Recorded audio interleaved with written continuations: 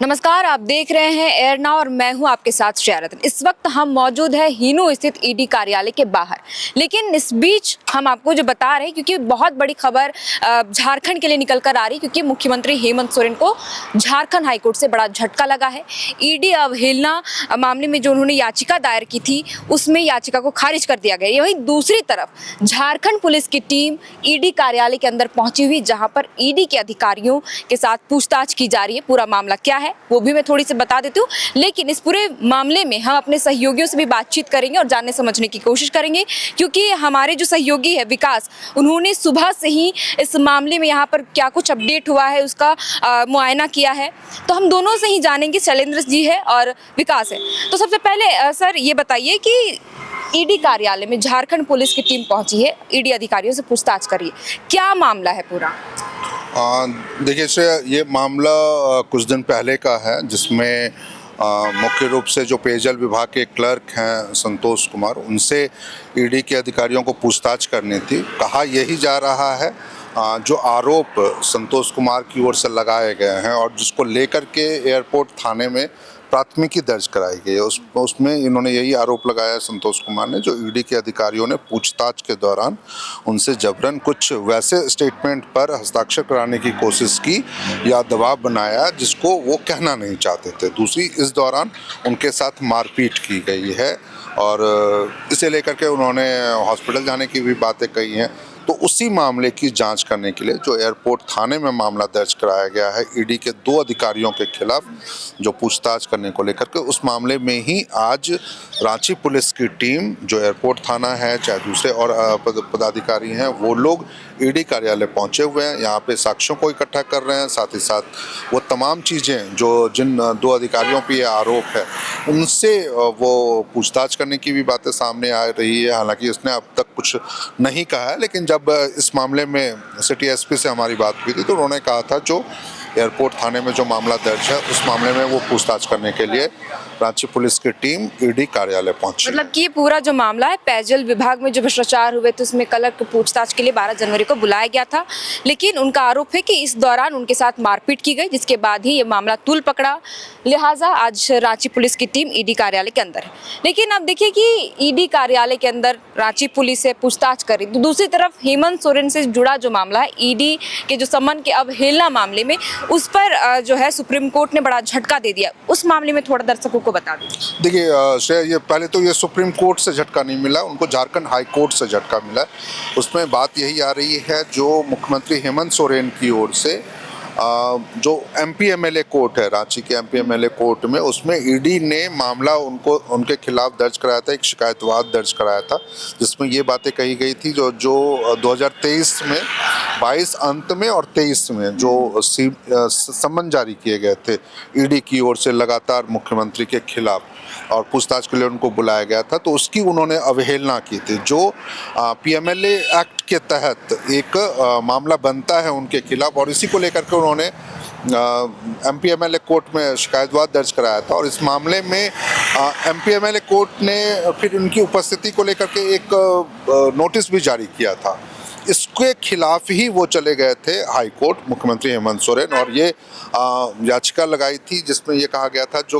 MP MLA court में जो मामला चल रहा है उसमें उनके खिलाफ जो मामले की सुनवाई हो रही है उसको रोका जाए। तो इस मामले में आज झारखंड हाई कोर्ट से उनको धक्का लगा है, क्योंकि हाई कोर्ट ने कहा है जो जिस स्तर पर इस मामले की सुनवाई हो रही है उसमें इंटरफेयर करना अब सही नहीं होगा, इसलिए उनकी याचिका खारिज की जाती है। यानी कहने का मतलब ये होगा, अब जो मुख्यमंत्री हेमंत सोरेन को एमपी एमएलए कोर्ट में ईडी अवहेलना मामले में जो सम्मन जारी हो रहा था, उस मामले में अब उनको सुनवाई के दौरान उपस्थित होना पड़ सकता है यदि एमपी एमएलए कोर्ट इस तरह से कोई नोटिस जारी करता है। यानी इस मामले की जो सुनवाई है वो एमपी एमएलए कोर्ट में अब होगी, जो सीडी की ओर से जो जारी सम्मन अवहेलना का मामला है उस मामले में। बिल्कुल। तो एक आखिरी सवाल शैलेंद्र जी मैं आपसे लेंगी कि अभी देखिए कि आपने कहा कि अब तो झारखंड हाई कोर्ट ने भी इसमें कह दिया कि हम इस पर नहीं जाएंगे, ना कुछ बोलेंगे, और याचिका को खारिज कर दिया। वहीं दूसरी तरफ अगर इस मामले को देखें जहां पर पूछताछ ईडी के अधिकारियों से हो रही है, तो जो विधानसभा के नेता प्रतिपक्ष बाबूलाल मरांडी है, उन्होंने ये कहा है कि कई ऐसे भ्रष्टाचार के खिलाफ, चाहे वो मुख्यमंत्री से जुड़ा मामला हो, चाहे वो रांची पुलिस प्रशासन से जुड़ा हजारों भ्रष्टाचार के मामले हैं और उनके साक्ष्य है। अगर ईडी के ऑफिस में आकर के रांची पुलिस पूछताछ कर रही है, किसी तरह के साक्ष्यों को मिटाने की हेरफेर भी हो सकती है, इस पर क्या कहेंगे? नहीं, देखिए ये श्रेया, देखिए इस तरह के यदि आरोप लग रहे हैं, साक्ष्यों को मिटाने के आरोप लग रहे हैं, तो मुझे लगता है ये गलत तरीके के आरोप है, क्योंकि ईडी सक्षम है अपने साक्ष्यों से जुड़े हुए चीज़ों को सुरक्षित रखने के लिए। यही वजह है जो आप देख लीजिए, जो मामला आज भी हुआ है उस मामले में केवल 2-3 पुलिस अधिकारी जो थे वो अंदर गए थे, जैसे दर्शक हमारे वीडियो में भी देख सकते हैं, जो सिर्फ 2-3 लोग गए थे, कुछ सबूतों को उन्होंने इकट्ठा किया। यानी ये हो सकता है जो आरोप लगाए गए अधिकारियों पे मारपीट के, उनसे पूछताछ के, तो हो सकता है जो जिन कमरों में ये पूछताछ हो रही होगी उसकी बारे में बात हुई होगी, जो उन लोगों से बातचीत हुई होगी, जिन अधिकारियों ने इनसे पूछताछ की होगी, उनसे पूछताछ करके उनके बयान को रिकॉर्ड करने के लिए रांची पुलिस गई है। तो ऐसा कुछ भी नहीं शुरुआती दौर में तो हम ये कह सकते हैं, क्योंकि ये ऐसा भी नहीं था ना जो बहुत बड़ी संख्या में रांची पुलिस के कर्मी या अधिकारी ईडी कार्यालय के अंदर प्रवेश कर गए और पूरे कार्यालय को उन्होंने खंगाल डाला, जिसके कारण ये आरोप लगाया जा सकता है जो हाँ सबूतों या साक्ष्यों को मिटाने की कोशिश भी। तो ये तमाम ऐसी चीज़ें मुझे लगता है जो शुरुआती क्षणों में तो ये बेबुनियाद ही है इस तरह के आरोप। लेकिन हाँ, विपक्ष की राजनीति के तहत आप इस बयानों को देख सकते हैं, उनके ट्वीट्स को देख सकते हैं। ये एक ज़रूर है जो रांची पुलिस का, इसको आप एक रूटीन कार्रवाई भी मान सकते हैं। यदि उनको किसी ने शिकायत ये दर्ज कराई है, मामला दर्ज कराया, तो इस मामले में निश्चित रूप से रांची पुलिस को अपनी कार्रवाई करने का पूरा हक है और वो उसी तरीके से आज ईडी कार्यालय पहुंची थी मामले की जांच करने के लिए। तो यहाँ पर विकास भी है, उनसे भी बातचीत करते, क्योंकि ये सुबह से ही यहाँ पर देख रहे हैं क्या कुछ अपडेट है, क्योंकि अभी थोड़ी देर पहले 2 अधिकारी निकले थे अपने साथ कई दस्तावेज लेकर के। क्या कुछ अभी तक पता चला? वो दरअसल तस्वीरों के माध्यम से आप देख सकते हैं कि वो एफएसएल के अधिकारी थे, जो दो लोग आए थे। हम आपको बताएं, अगर पूरी टीम जो जिला प्रशासन की तरफ से जो गई है, वो टीम में 4 लोग थे।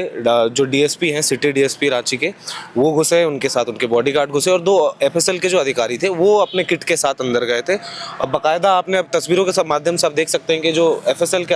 अधिकारी थे वो जो है निकल कर अभी चले गए हैं। तो ये एक शिकायत हुई थी, एफआईआर हुआ एयरपोर्ट थाने में। उसके बाद जो जांच, प्रारंभिक जांच जो होती है कि वहाँ पर मारपीट की घटना हुई, तो जो सर फटने की बात आ रही है संतोष कुमार की तरफ से, जो क्लर्क हैं, कि अधिकारियों ने हमला किया और मारपीट करी, शीशे की बोतल फोड़ी, तो उसको लेकर जो है टीम यहाँ पर पहुँची थी। और जो तमाम साक्ष्य हैं, जिस कमरे में पूछताछ हुई है, उस कमरे को गहन जाँचबीन की गई। वहाँ पर जो अगर कुछ साक्ष्य हैं, अगर मारपीट हुई थी, अगर खून यहीं पर बहा है, तो उन सभी चीज़ों को कलेक्ट किया गया। उसके बाद टीम जो है अपना नॉर्मल रूटीन जो कार्रवाई है वो करते हुए निकल गई है। अभी हालांकि डीएसपी साहब जो हैं वो अंदर ही हैं अभी, तो अब मामला क्या है नहीं है ये तो बात की बात है। लेकिन जैसे संतोष कुमार जी का आरोप है कि इस तरह से सर पर फोड़ा गया, वहीं ईडी भी कह रही है कि हमने नहीं फोड़ा, हम जब जवाब मांग रहे थे उनसे सवालों के, तब वो जो है थोड़े अकबका गए और मतलब खुद से ही जो है बोतल फोड़ने की बात वो कह रहे हैं। और एक तरफ ये भी कह रही है ईडी की नहीं, वो बता रहे हैं संतोष कुमार बाद में ये कहते हुए नजर आए कि मुझे बीपी हाइपरटेंशन की प्रॉब्लम है, इसी वजह से वो चीज़ पैनिक की तरह अटैक किया और मैंने वो खुद से फोड़ लिया, कि मैं आपके सवालों से मतलब जूझ नहीं पा रहा था सही से। तो ये मामला था। अच्छा ठीक है, ये तो है ही, पक्ष और अपना हर कोई पक्ष रख ही रहा है, लेकिन इस तरीके से ये पहली बार होगा झारखंड में जब रांची पुलिस सीधे ईडी के समक्ष आकर के भिड़ती हुई दिख रही है। क्योंकि जब पूछताछ के लिए बुलाया गया किसी क्लर्क को, किसी अधिकारी को पूछताछ होती है, इस तरह के आरोप लगते हैं, क्योंकि ये 12 जनवरी का मामला है, लेकिन 12 जनवरी के बाद अब देखिए तो 3 दिन 4 दिन हो गए, उसके बाद ही ये मामला प्रकाश में आया। जी, प्रकाश में आने की बात अगर हम कहें, और ये जो भिड़ंत की आप बात कर रही हैं, ऐसा बिल्कुल नहीं है। आप मान के चलिए कि कोई भी अगर आम नागरिक भी अगर कोई एफआईआर करते हैं तो उसकी प्रारंभिक जो प्रक्रिया होती है जांच की, प्रशासन वही कर रही है। हाँ, एक चीज़ हमने देखी कि यहाँ पे सेंट्रल रिजर्व फोर्स जो है वो पहुँच चुकी है भारी मात्रा में, और मतलब उनके पास हेलमेट है। तमाम जो अगर भीड़ भाड़ की स्थिति हो गई या किसी तरह की लड़ाई की स्थिति हो गई या किसी तरह की भीड़ भाड़ में यहाँ पे, क्योंकि सुबह से जो है ये मामला तब गरमाया जब बाबूलाल मरांडी ने इस पर जो है ट्विटर पे पोस्ट किया। उसके बाद से आप देखिए कि हाँ, प्रशासन की मौजूदगी थी ज़रूर, कि चारों तरफ जो इस ईडी के दफ्तर के चारों तरफ जो है प्रशासन की मौजूदगी सुबह से ही है, लेकिन वो सिर्फ ये है कि शांतिपूर्ण ढंग से शांति बनाए रखने के लिए उतनी मौजूदगी हुई थी। ऐसा कुछ नहीं था कि कुछ हार्श एक्शन या कोई बड़ा एक्शन हम लोगों को देखने को मिलेगा या अधिकारियों की गिरफ्तारी होगी। लगातार जो है अधिकारी, जो नॉर्मल काम चल रहा है ईडी का वो चल ही रहा है, और साथ में जो है रांची पुलिस जो है वो भी जांच कर रही है। आप देखिएगा गाड़ी जो है लगातार जो अधिकारी हैं वो भी अंदर बाहर आ रहे हैं, और जो जांच है टीम जो जांच कर रही है वो भी वहाँ पे जांच कर रही है, जिला प्रशासन की टीम। तो ऐसा कोई आर पार की ये नहीं है, बस इसको एक राजनीतिक पहलू की तरह जो है विपक्ष ने ये किया है। और ये कहीं किसी तरीके से अगर हम कहें को सबूत मिटाने की बात जैसे सामने आ रही है, तो 4 लोग जो अंदर गए, 2 अधिकारी अभी निकल के भी आए, डीएसपी हैं और एक और, इतने सुरक्षा बल हैं सेंट्रल बल्स के, और इतने अंदर में? हाँ अंदर में जी, और आप ईडी के इतने पदाधिकारी हैं, उन सब के बीच से साक्ष्य कैसे हटेगा, आप ये बताइए। और नेताजी हैं वो अब इसको राजनीति में वो लेकर आ रहे हैं। एक सामान्य कार्यवाही थी, इसको तुल देने की बात कही जा रही है। मामला उतना कुछ खास नहीं है, एक पूछताछ की बात थी, और उसमें जो कंप्लेन आया उनके तरफ से कि सर फोड़ा गया है, उसके बाद ये प्रारंभिक जांच है और कुछ है नहीं इस पर। तो देखिए, कुल मिलाकर यही बात है कि पेयजल विभाग का जो भ्रष्टाचार था, तो उस मामले में पेयजल विभाग के क्लर्क को पूछताछ के लिए बुलाया जाता है 12 जनवरी को, और उनका आरोप है कि पूछताछ के दौरान उन्हें जबरन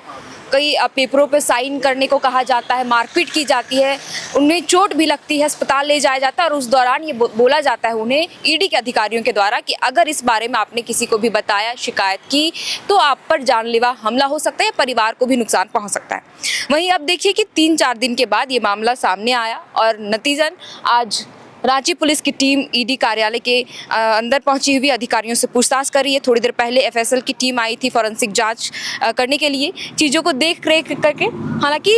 थोड़ी देर पहले जो फॉरेंसिक टीम के अधिकारी है वो बाहर निकले, और दूसरी तरफ अगर हम देखें तो विपक्ष इस मामले पर भी कह रहा है कि कहीं ना कहीं, क्योंकि ईडी के अधिकारियों के पास बहुत सारे ऐसे साक्ष्य हैं, चाहे वो भ्रष्टाचार से जुड़ा हेमंत सोरेन का मामला हो, हेमंत सोरेन से जुड़ा या पुलिस प्रशासन का जो भ्रष्टाचार से जुड़ा मामला, हजारों ऐसे साक्ष्य है जिन्हें मिटाने की कोशिश की जा सकती है। बहरहाल